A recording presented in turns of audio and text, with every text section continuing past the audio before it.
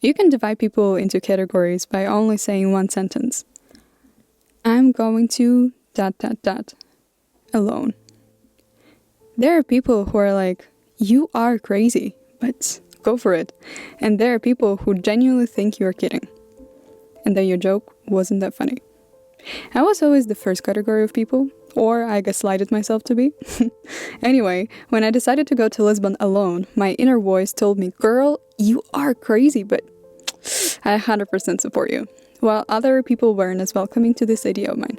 Not necessarily because of fear of being kidnapped in faraway land, 1,000 miles away from home.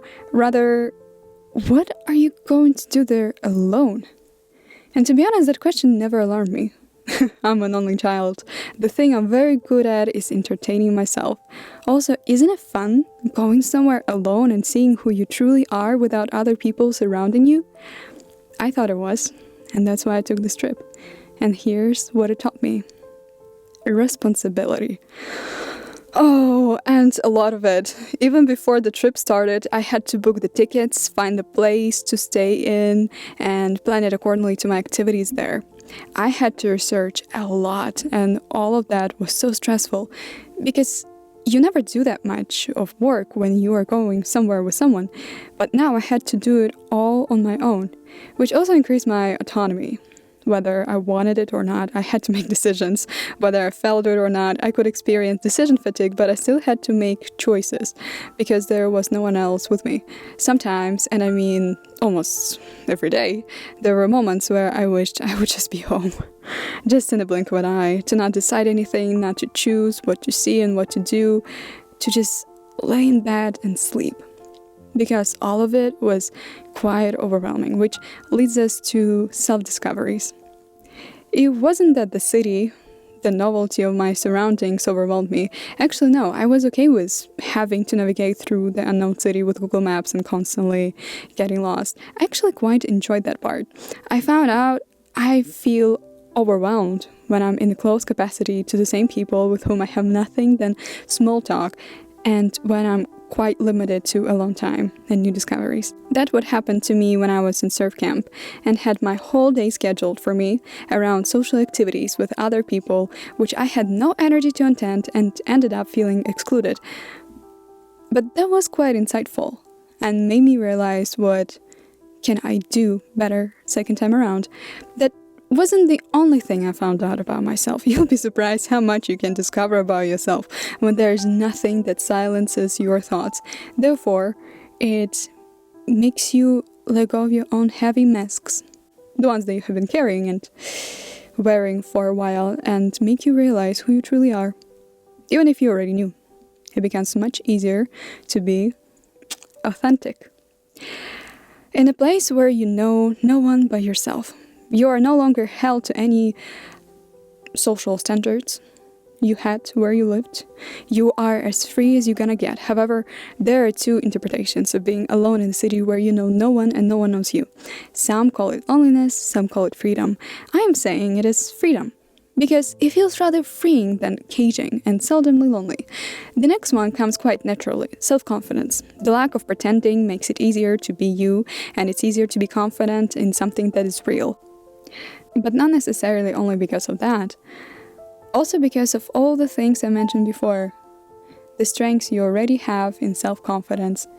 And it's such a beautiful experience. Mostly these feelings I have already described, but once again, I have never felt so free in my entire life.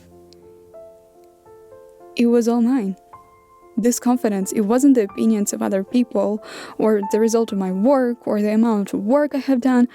I was truly free of any of that, which just was magical. I also learned about my capabilities.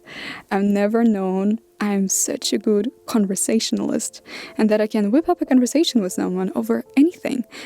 That is, of course, if I were in the mood to. I 100% boosted my problem-solving abilities. On my second day in Lisbon, after all the sightseeing I had to do, I felt pretty exhausted. Maybe because I had to stand in line for an hour and a half.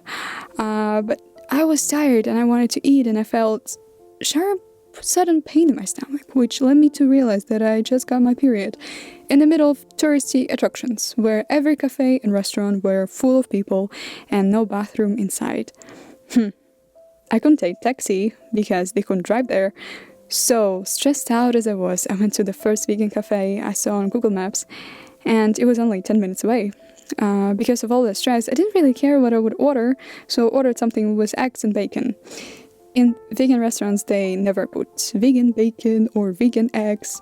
It's obvious that it is vegan. After ordering and going to the bathroom and eliminating, let's say, the reason of my panic, I was sitting peacefully and drinking water and waiting for my lunch. Only when they brought it, I realized that it looks a lot like real egg.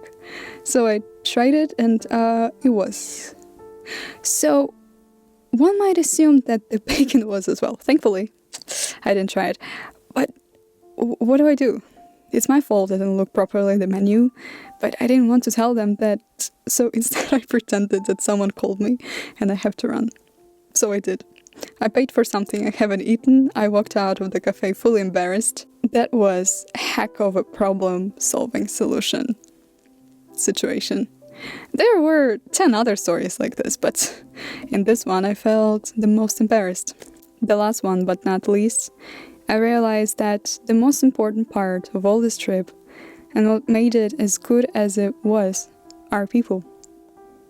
People with whom I talked until midnight, or 3 in the morning, people who were smiling and were happy to see me even though we met a couple of days ago, people who were nice to me for no reason, whether it's a taxi driver or cashier in the shop.